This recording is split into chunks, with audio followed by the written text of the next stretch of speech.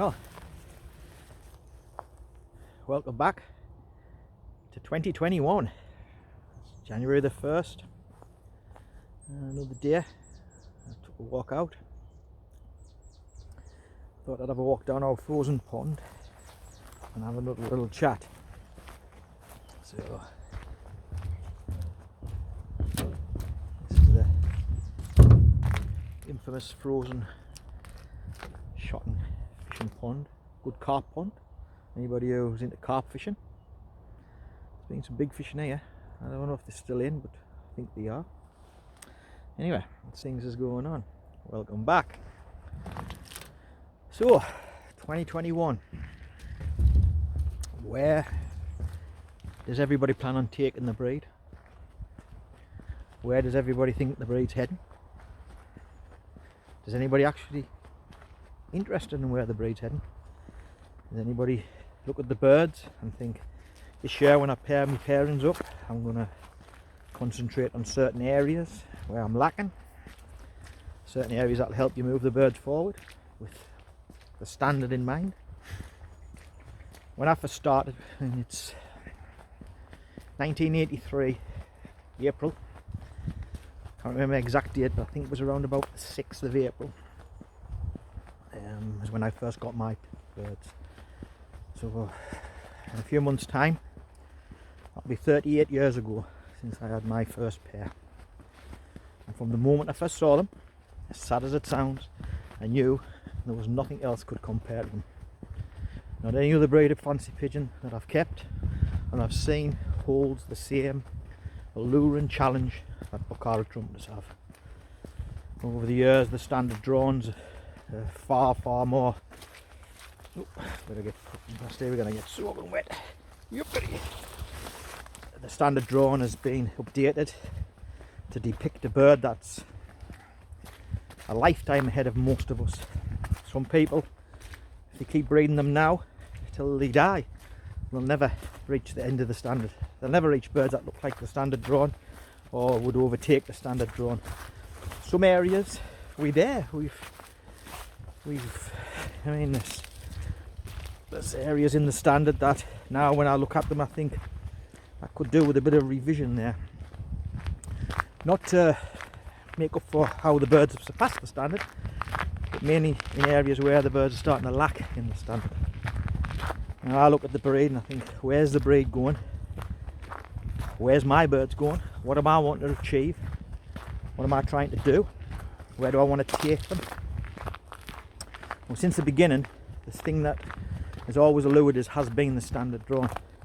The old drones that we've seen in the past, the Dianjati drones, the Curtis statues. That's one infamous statue and drone that takes up a lot of my time looking at it and studying it. So I'd show you this. Elm tree fell out over the river, or the river into the pond. Right. So I've never been a one to look at other people's birds and say to myself, right, that's what I want my birds to look like. I want my birds to be like Claire Hetland's birds. I want my birds to be like Darrell Ferguson's birds, Bob O'Brien's birds, Herbert Smith's birds.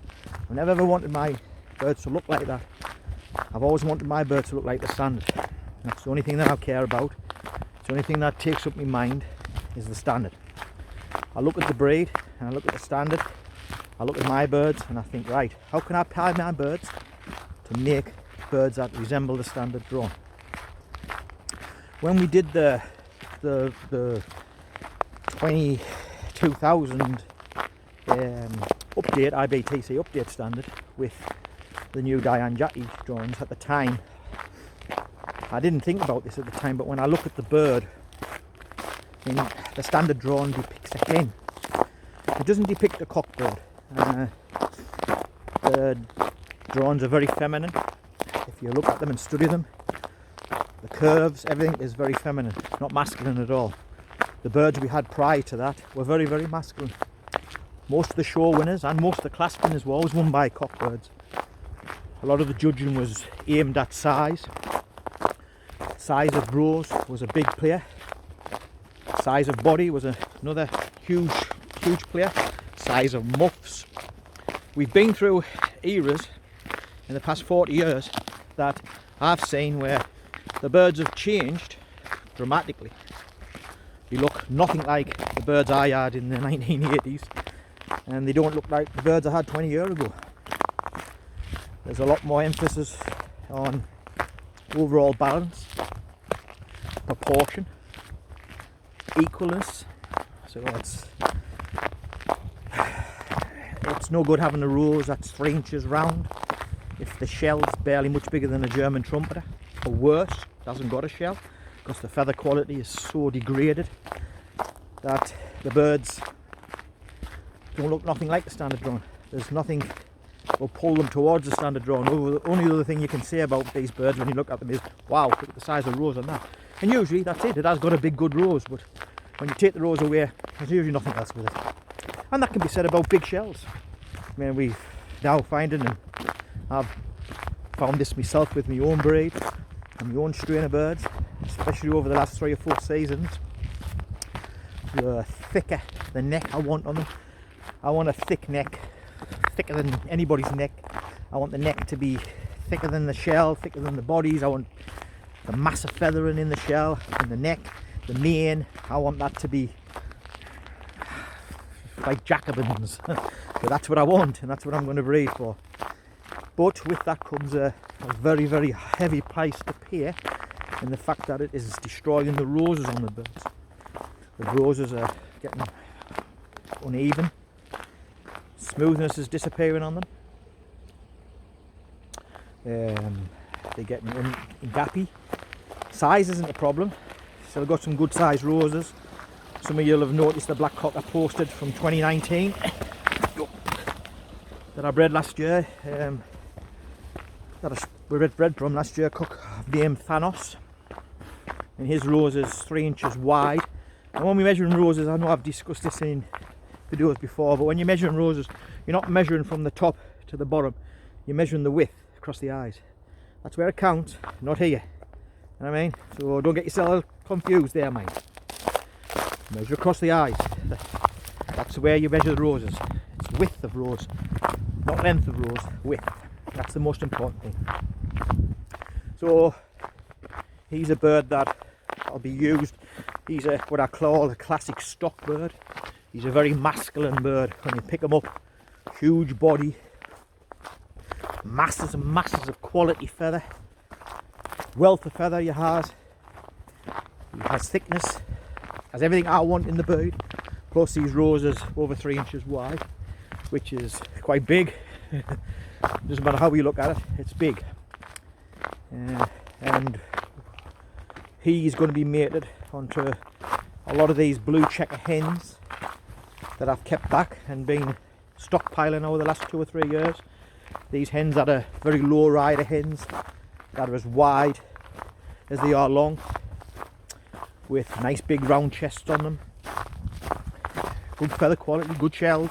A bit small on the roses could be due with being bigger, but apart from that, they pretty much resemble the standard drone. There's been 3 or 4, there's one I've posted this year. I put her back to one side, but she'll be a huge player next year on Thanos. And along with her sister, just maneuver through this mud, along with her sister and her half sisters from last year and the mother. So them 5 hens will all be mated to Thanos at some point or other. Hopefully I'll get 2 or 3 mated to them this year and get enough youngsters off them. But over the next 2 seasons, all 5 of them hens will be mated to Thanos, and the youngsters will be kept to be mated together. So all them half brothers and sisters will go to each other. 1 or 2 of the young cocks will go back to the hens, and no doubt 1 or 2 of his daughters will make it back onto him as well. So that's my plan for 2021 and hopefully 2022. You must have a plan with what you're going to do with them. When you put them together, it's alright breeding them, can't just put them together with things like colour in mind. You can't put them together with things like shells in mind, or roses in mind, or size of body, or any of these things. You cannot make them that way. What you've got to do is you've got to slowly build it up like a pyramid, and that's what I call it. I call it pyramid breeding. I put everything in that I can get in, so I put all the pieces of the puzzle in, and then over the next 4 or 5 years, because as some of you might think, and others have come to realise after all these years, it doesn't happen overnight. This breed is a lifetime, it's a lifetime achievement breed. It's a breed that you'll be breeding them in 20, 30 years time, and you'll still be working on them. There's other breeds out there what people keep, and some of them have reached the standard, and then what happens then, the quality goes back. With Bokharas, what tends to happen is the quality goes a few steps forward, a few steps back, a few steps forward. But my biggest concern is now is we haven't got the breeders anymore. We have come to the point in time when I look, and this is not positive, this is negative. And I have been a bit negative lately, but I try to be positive. But I think we're coming to the time now where the breed has about maybe 2 or 3 breeders left that's actually working towards the standard. We need more people.